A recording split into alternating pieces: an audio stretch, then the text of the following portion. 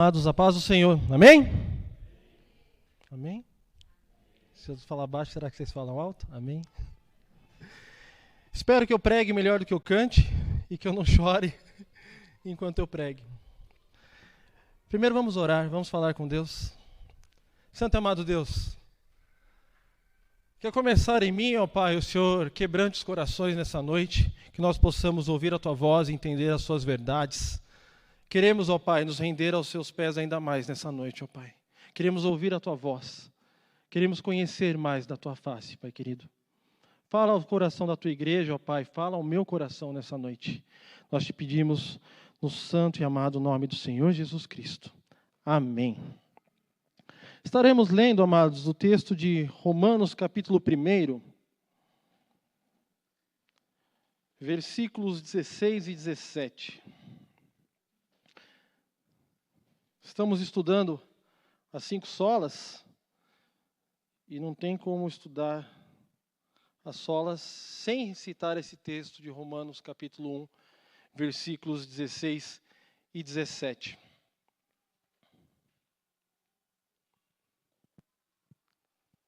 Obrigado.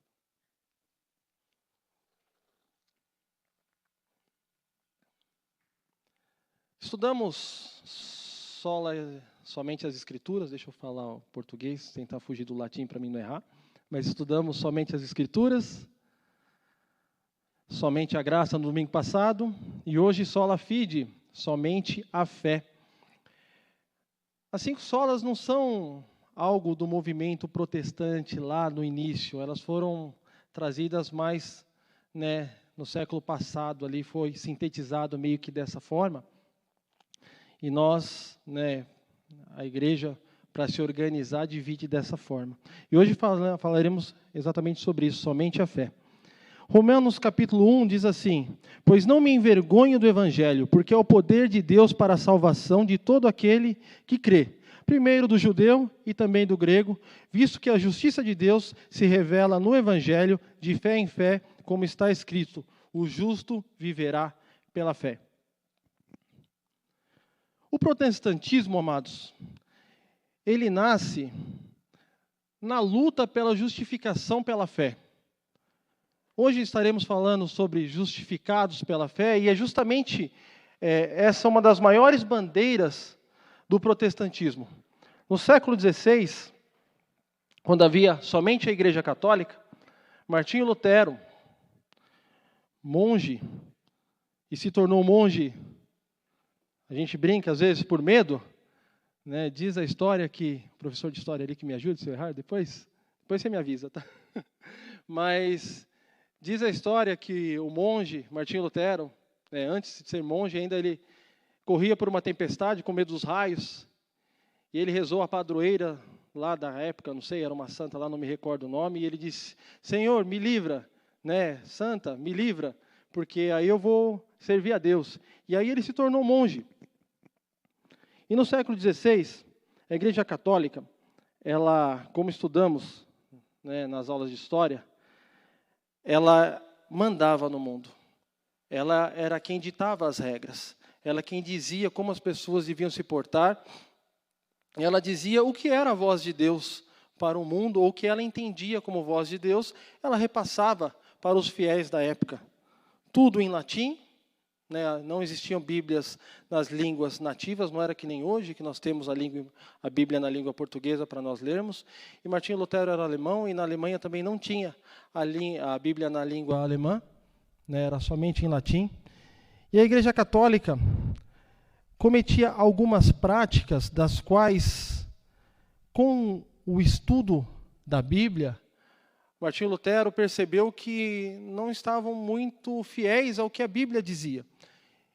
E era um momento, como eu disse, que o povo só tinha acesso às Escrituras através daquilo que a igreja dizia. Então o povo tinha que acreditar naquilo que a igreja falava. Martinho Lutero, ele até mesmo, ele diz nos seus escritos que ele tinha raiva de Deus em algum momento, porque ele não entendia que Deus é esse que é justo, que pune as pessoas. A justiça de Deus aterrorizava Lutero. ele tinha certa ira para com Deus. Ele se irritava com Deus, de certa forma. Porque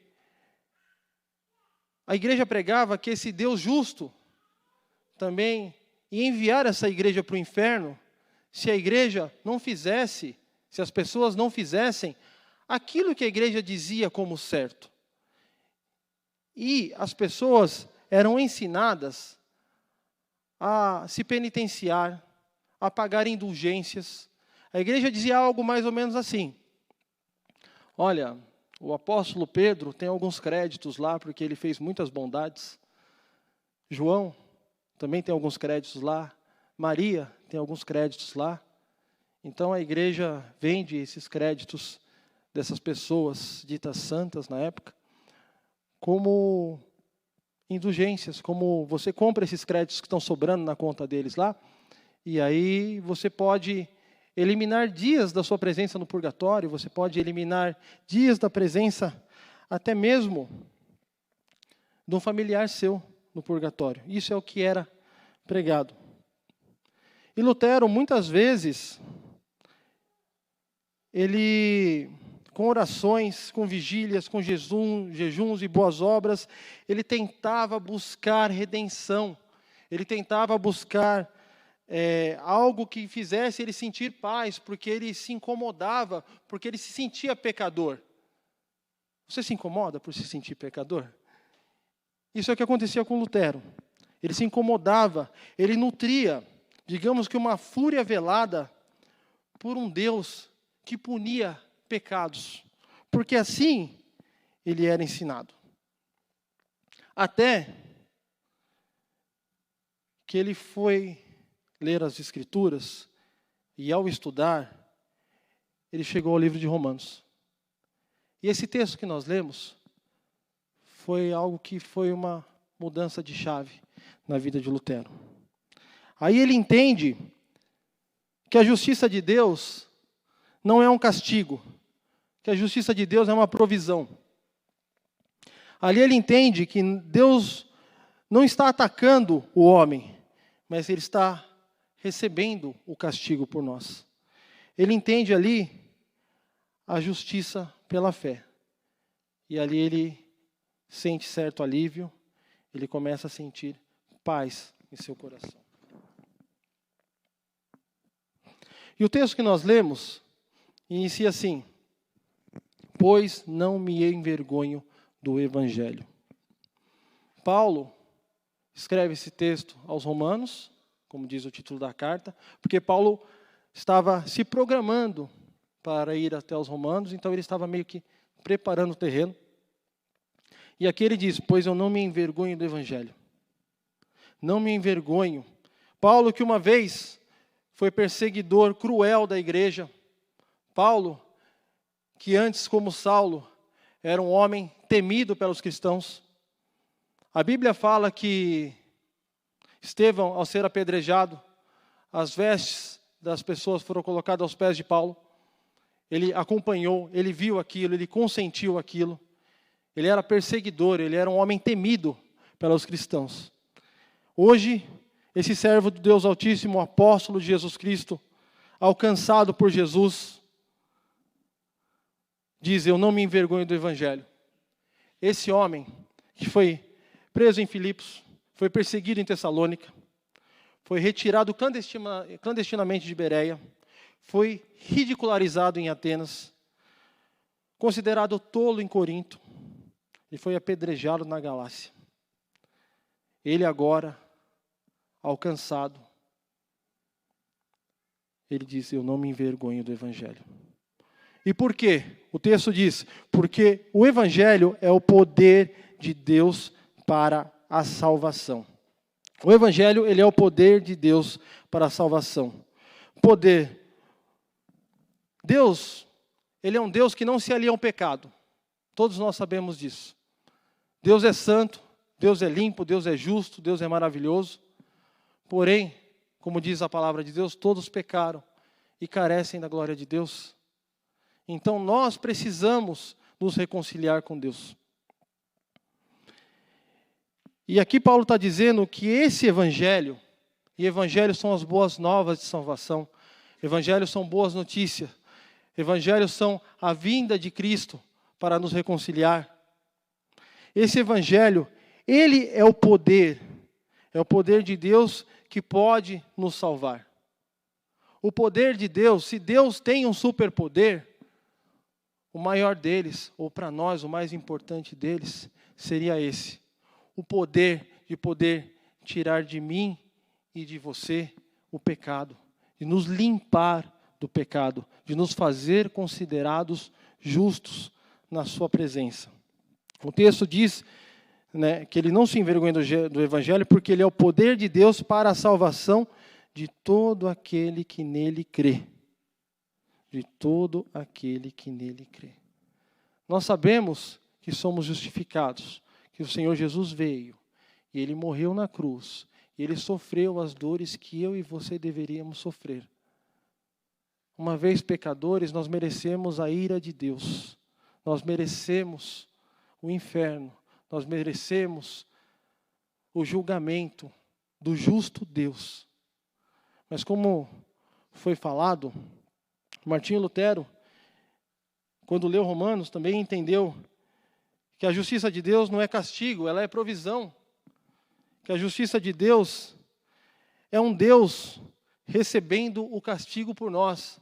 É um Deus que enviou o seu Filho, aquele que nasceu homem, nascido de mulher, como cada um de nós, porém viveu sem pecado.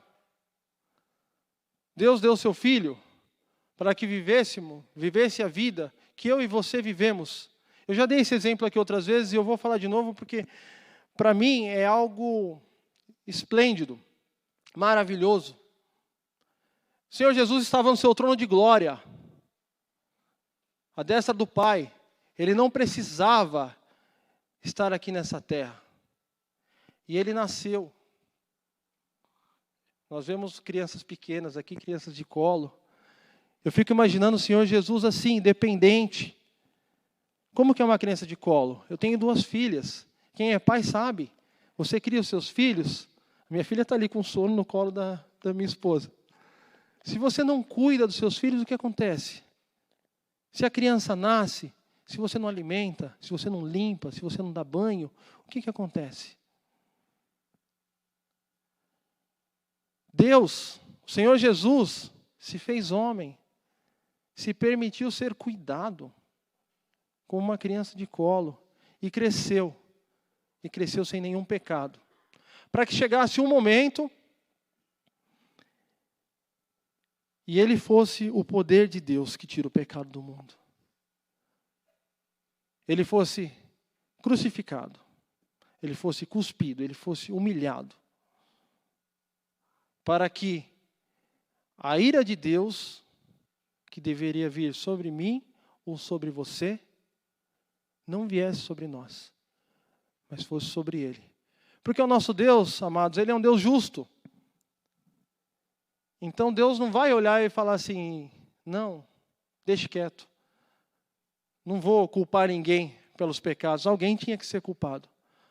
Só que eu e você não poderíamos pagar esse preço. Por isso, o Evangelho, o Senhor Jesus, porque Ele é o Evangelho, Ele é o poder de Deus para a salvação minha e sua. Porque a ira de Deus que deveria vir sobre o Jonathan, sobre o reverendo Orlando, sobre o presbítero Adriel, sobre cada um de nós, ela foi sobre Jesus, naquela cruz. Ele é o poder de Deus. O texto que nós lemos, porque o poder de Deus para a salvação de todo aquele que nele crê. Judeu e grego, ou seja, para todos. Se você ler o livro de Romanos, você vê que nesse primeiro capítulo,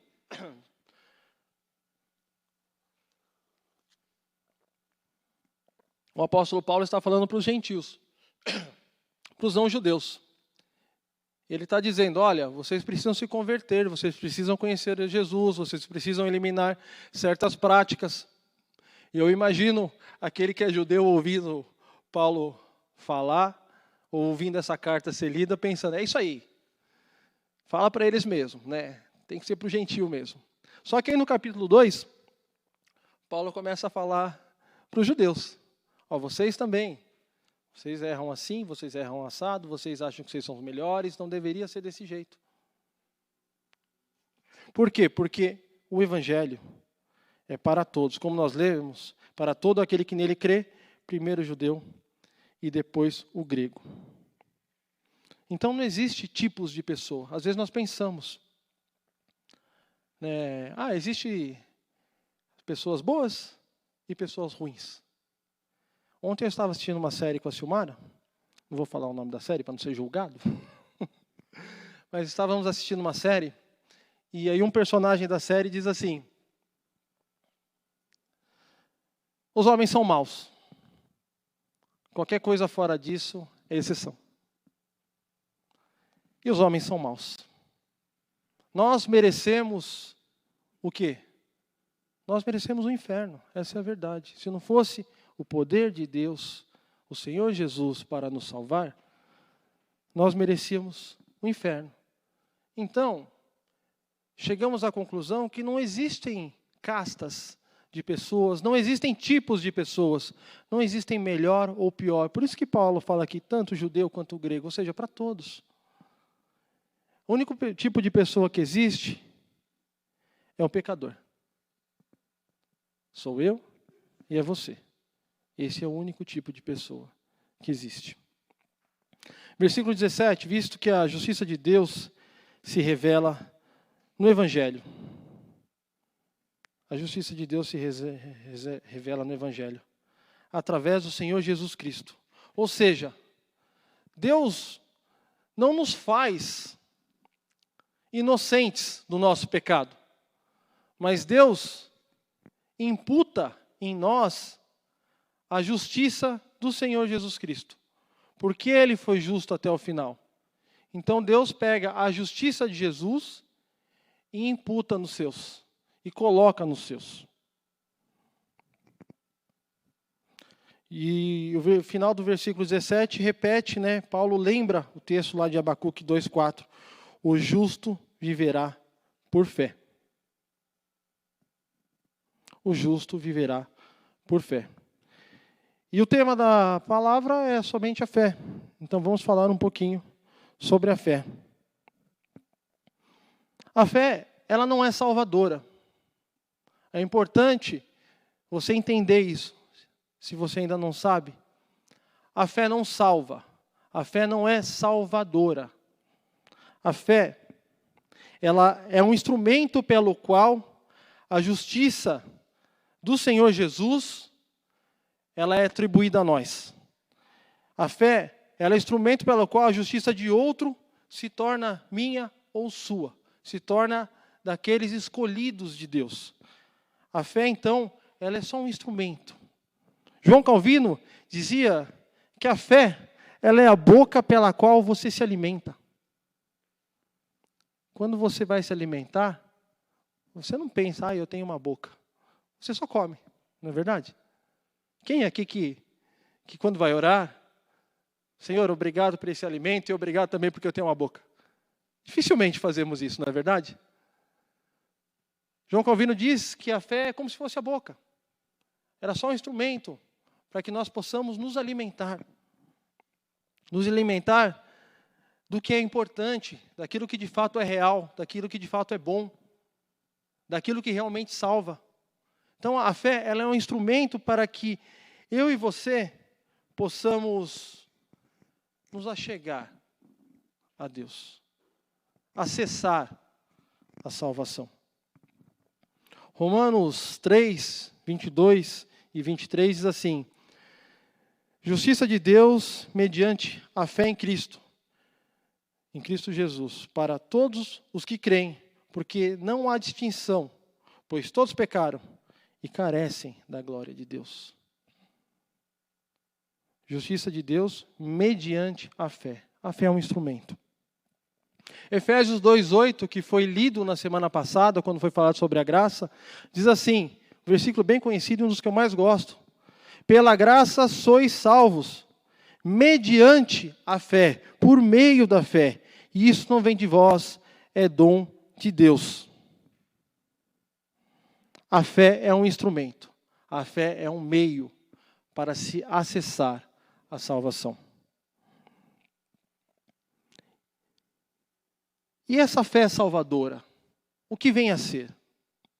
A fé que nos auxilia a acessar a salvação, a chegarmos a esse Jesus Salvador, a esse Jesus que é o poder de Deus, a esse Jesus que tira o pecado do mundo, a esse Jesus que olha para nós com olhos de amor e misericórdia e morre por mim e por você. A fé salvadora não é conhecimento intelectual. Não é eu simplesmente saber, existe um Jesus que veio e ele morreu, dizem aí, é o que está escrito na Bíblia, que é por mim, e ele ressuscitou também, porque não faria muito sentido se ele não ressuscitasse, porque senão ele não teria vencido a morte, e que poder ele teria sobre a morte, então eu ia acabar morrendo. Beleza, intelectualmente eu sei mais ou menos o que estão explicando, como funciona, o que a Bíblia está dizendo, o que esses cristãos dizem, no que eles acreditam. Então eu saber que isso aconteceu, e até mesmo acreditar que isso aconteceu, isso não é a fé que traz salvação. Fé salvadora também não é resolução de problemas. Quem aqui tem problema? Só eu? 30%, tá bom. É normal nós termos problemas. A palavra diz que no mundo nós teremos aflições. E os problemas, amanhã é segunda-feira. Não sei para vocês, mas segunda para mim, principalmente no trabalho, é o dia que mais aparece problema. Eu gerencio uma empresa, então o pessoal trabalha no final de semana, então no final de semana que eu não estou lá, quando chega na segunda, o que acumulou de problemas está lá na segunda para mim resolver. E faz parte. E não só no trabalho, mas na vida conjugal, na criação de filhos, na vida profissional, na igreja, nos estudos. Problemas existem na vida familiar. É normal. E quando nós temos problemas, nós que cremos em Jesus, o que nós fazemos? Ou o que deveríamos fazer? Tentar resolver com as nossas próprias forças? Às vezes, infelizmente, é o que nós fazemos, mas não é isso que deveríamos fazer. Nós deveríamos nos colocar na presença de Deus e pedir ajuda. Senhor, eu tenho certa demanda, eu tenho certo problema, Senhor, me ajuda. Eu preciso da sua ajuda. O Senhor é um grande Deus, o Senhor é o dono dos céus e da terra, o Senhor tudo pode. Eu me coloco na tua presença e eu acredito que o Senhor pode me ajudar. E Deus muitas vezes ajuda, às vezes não. E está tudo certo, Ele continua sendo Deus. Mas fé salvadora não é resolução de problemas, porque muitas vezes Deus vai resolver o meu ou o seu problema. E pronto, as coisas podem continuar do jeito que estão. A fé salvadora é a fé em Jesus. É a fé no sacrifício de Jesus. É acreditar no sacrifício de Jesus. João 6,47 diz assim: em verdade vos digo, quem crê em mim tem a vida eterna. Quem crer no Senhor Jesus tem a vida eterna. E a fé salvadora, então, é quando você transfere a confiança da sua vida para Jesus. Você entende o quão pequeno você é por ser pecador, o quão pequeno eu sou, e eu não tenho forças nem poder para me salvar. Nós cantamos até domingo passado, né, que Cristo move as montanhas e tem poder para salvar. E essa é uma verdade, porque é Ele que tem poder, Ele é o poder que nos salva. Então, quando você entende que você depende totalmente dEle para a sua vida futura, para que a vida eterna possa ser uma vida feliz e de paz, uma vida de deleite ao lado do Pai. Quando você entende isso, essa é a verdadeira fé. Quando você sente, quando você entende e quando você pratica o Evangelho. Essa é a verdadeira fé salvadora. Essa é a fé que nos coloca aos pés do Senhor Jesus. É pela fé que você toma posse da salvação. Esse termo, às vezes, é um pouco pejorativo, né? Tome posse, a gente fica até meio com medo de falar. Mas falamos que a fé é um instrumento. A fé é um instrumento pelo qual nós tomamos posse da salvação. Ela é a boca que se alimenta, no exemplo de João Calvino. É com ela que nós podemos nos alimentar do melhor de Deus. E John McToore e outros autores falam de alguns aspectos da fé salvadora. O primeiro aspecto é o aspecto mental. A fé salvadora é aquela fé que te dá o entendimento de quando você entende o poder e o plano de Deus para a sua vida. Não só que você sabe que existiu um Cristo, e esse Cristo veio e morreu e ressuscitou, mas quando você entende que isso é poder para a sua vida. A fé salvadora, ela faz você se incomodar e entender como Lutero, ao ler Romanos, ele que vivia uma vida da qual ele se preocupava em sempre agradar a Deus com obras, com ações, com indulgências. Um Lutero que quando leu Romanos, teve uma metanoia, teve uma mudança de mente. Ele entendeu que, já viu aquele meme do Leonardo DiCaprio? Que fala, alguém já viu? A impressão que o Lutero fez, assim, tem alguma coisa aí. Tem alguma coisa que eu estou vendo agora que eu não tinha visto antes. Aí ele, lendo que o justo viverá pela fé, algo aconteceu na cabeça dele, uma metanoia, uma mudança de mente. E a fé salvadora tem esse aspecto. Ela age primeiro na nossa mente. Ela age na nossa mente, ela nos faz pensar. E aí ela desce para o nosso coração. E esse é o segundo aspecto da fé salvadora. Nesse momento que ela desce para o meu e para o seu coração, é o momento que eu e você aceitamos a verdade. Aceitamos que somos pecadores, que somos fracos, que somos insignificantes diante de um Deus gigantesco e maravilhoso. Nos constrangemos do pecado, nos sentimos acusados pelo pecado, mas ao mesmo tempo entendemos que o poder de Deus é usado através de Jesus para nos salvar. E também nos alegramos com a salvação. Então a fé salvadora também tem esse aspecto emocional. Do sentir gratidão, do sentir amor, do se sentir amado por Deus. A palavra fala que nós amamos porque Ele nos amou primeiro, e é bem isso. Nos sentir amado, porque entendemos que estávamos caminhando para um abismo.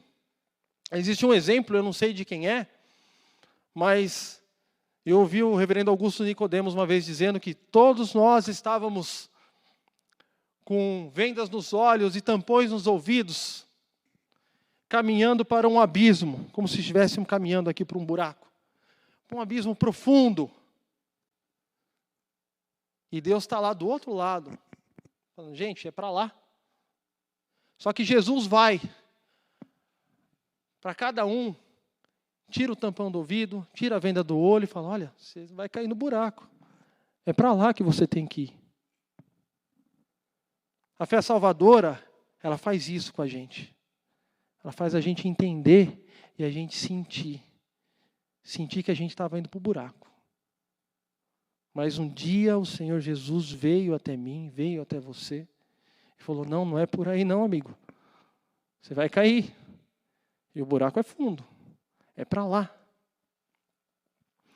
A fé salvadora, produz obediência. E obediência na prática. É uma palavra difícil, dizem que a fé salvadora tem um aspecto volitivo. Ela nos faz agir. Ela nos traz ação. O livro de Tiago diz que a fé sem obras é morta. E isso teve até uma polêmica lá no passado. Lutero ficou até meio estranho assim. Será que esse livro de Tiago está muito certo? Mas o que Tiago quer dizer é que se você realmente tem fé, ela se traduz de alguma forma. E essa forma é em ações, são em obras. São buscando obedecer a Deus. São buscando fazer aquilo que o Pai quer que nós façamos. A fé é um instrumento de Deus para a bênção da salvação das nossas vidas. Foi pregado domingo passado, eu sei, mas eu gosto demais desse texto e eu vou trazer ele novamente. Efésios, capítulo 2, versículo 8. Porque esse texto, eu acho ele tão claro, tão fácil de entender. Porque pela graça sois salvos. Como foi aprendido na semana passada, como foi falado, como nós sabemos, nós somos salvos pela graça. Não precisamos fazer nada. Veio de graça. Veio de graça. O que você faz para entrar no céu de Deus? Nada. Por quê? Porque você não pode fazer nada. Não há nada que eu e você possamos fazer para entrar no céu de Deus, para ser salvos, para merecermos a glória eterna. Então, pela graça, sois salvos, mediante a fé, porque a fé é um instrumento. E eu já vou explicar o porquê a fé é um instrumento. E isto não vem de vós, é dom de Deus. O que é dom? Dom é um presente, é algo dado, sem você fazer nada para merecer. Então, a fé é dom de Deus. É interessante que somos tão pequenos, somos tão fracos, tão carentes e necessitados do Deus que nós viemos cultuar nessa noite, que nós viemos ouvi-lo, que nós viemos adorar, que não somos capazes nem de produzir fé por nós mesmos. Não, agora eu vou me esforçar aqui e eu vou ter mais fé. Não, não vou. A sua fé é Deus que dá. Pela graça sois salvos. Então você é salvo de graça, sem fazer nada. Mediante a fé, por meio da fé. E o que é a fé? É você acreditar.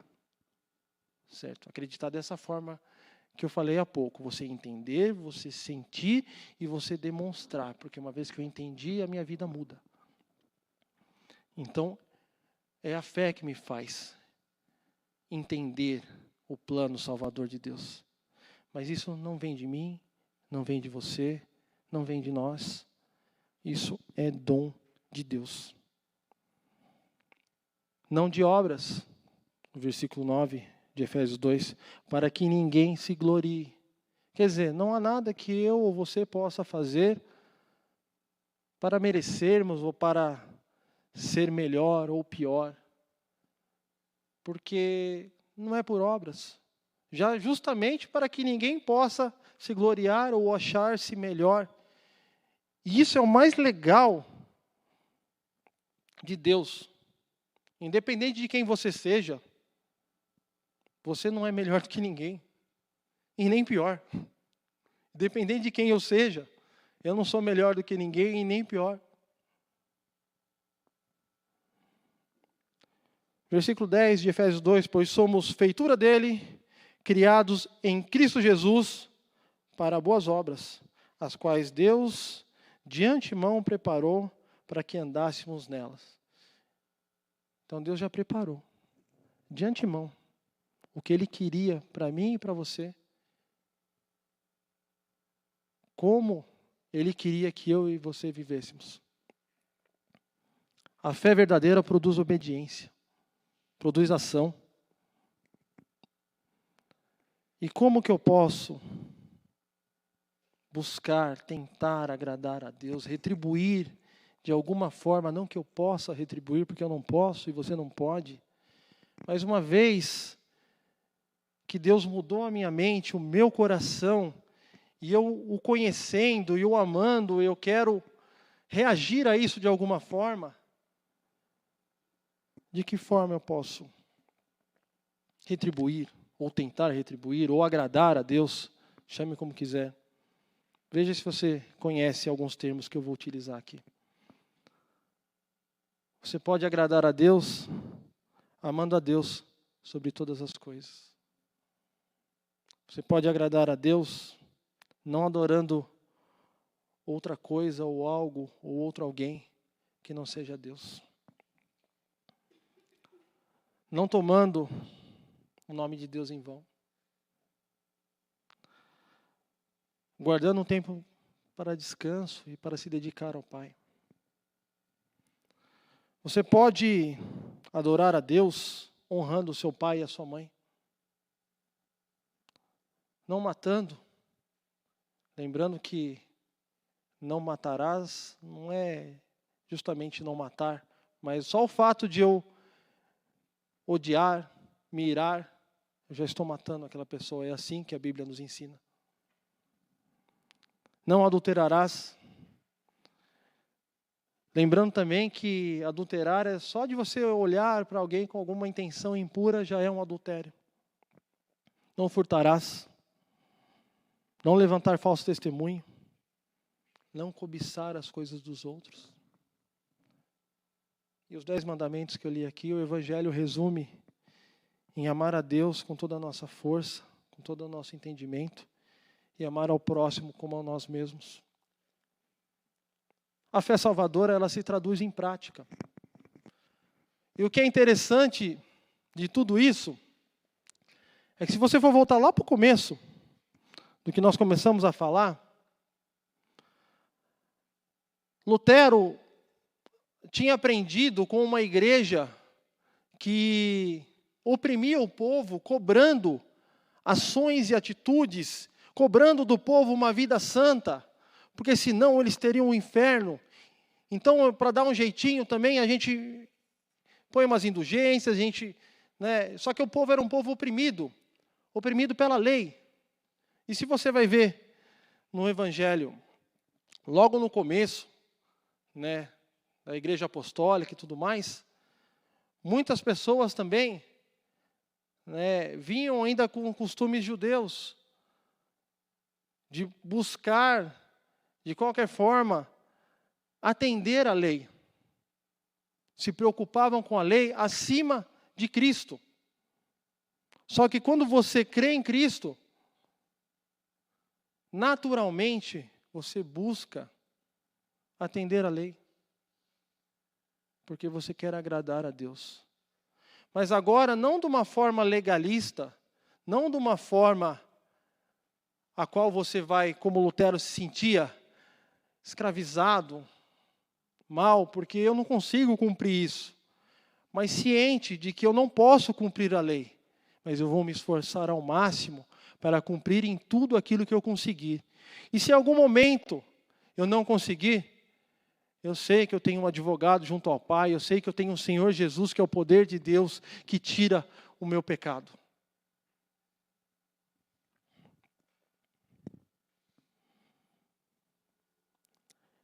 E essa palavra, amados, ela é atual, por incrível que pareça, e por mais triste que possa ser, e vocês já vão me entender. Nós vemos no começo da igreja, na igreja apostólica, Paulo até combate muito isso, se eu não me engano, em Gálatas, os judaizantes, aqueles que falavam, não, vocês têm que crer em Cristo, mas vocês também precisam se circuncidar, vocês precisam manter a dieta que o povo judeu mantém, você tem que participar e fazer as festas judaicas. Ou seja, não é somente o Senhor Jesus, não é somente a fé no Senhor Jesus, não é só a fide, não é somente a fé. Não é somente Cristo como vai ser pregado, não é somente a graça.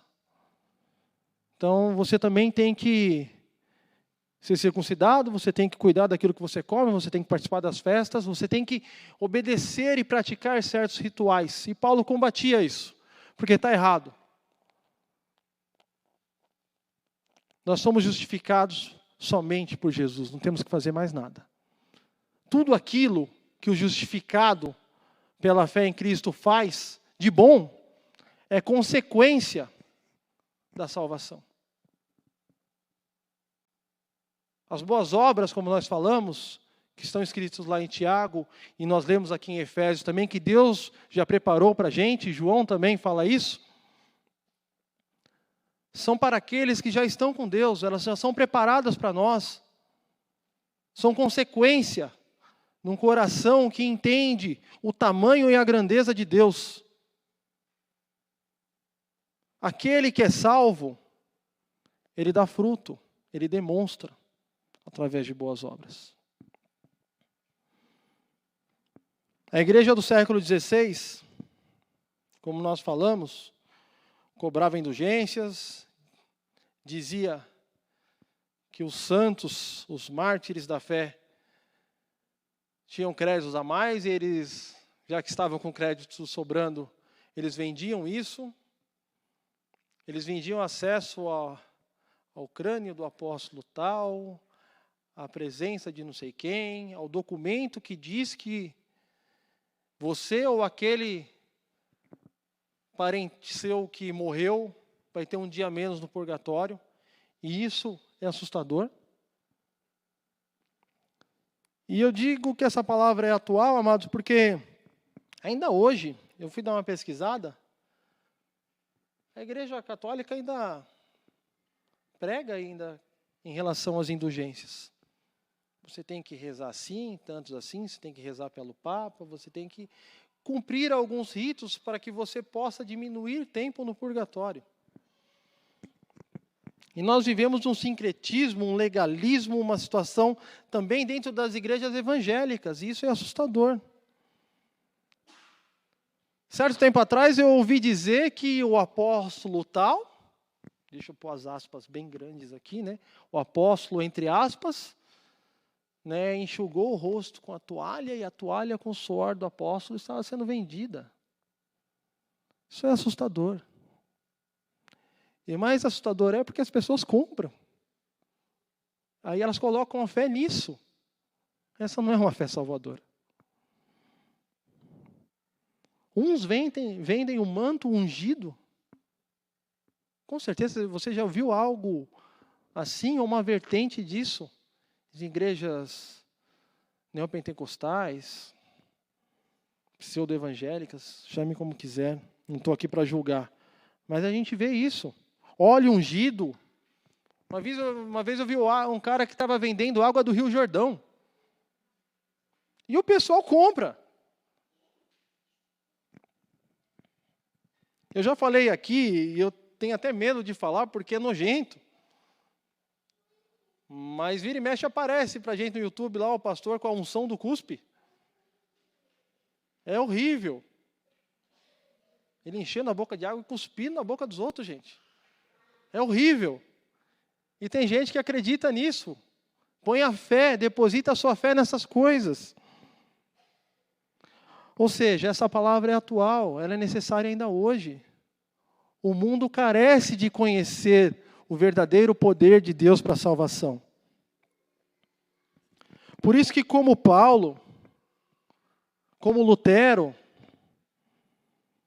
como igreja reformada que somos, como igreja do Senhor Jesus, nós devemos pregar o Evangelho, nós devemos ensinar, nós devemos nos colocar contra práticas desse tipo, quando nós vemos. Porque isso não é Evangelho, isso não é fé, isso é uma enganação. São pessoas que aprenderam a depositar a sua fé a sua crença em algo que não é Deus.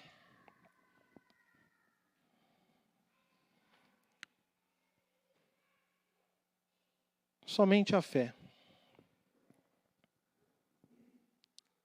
Não porque a fé salva, não porque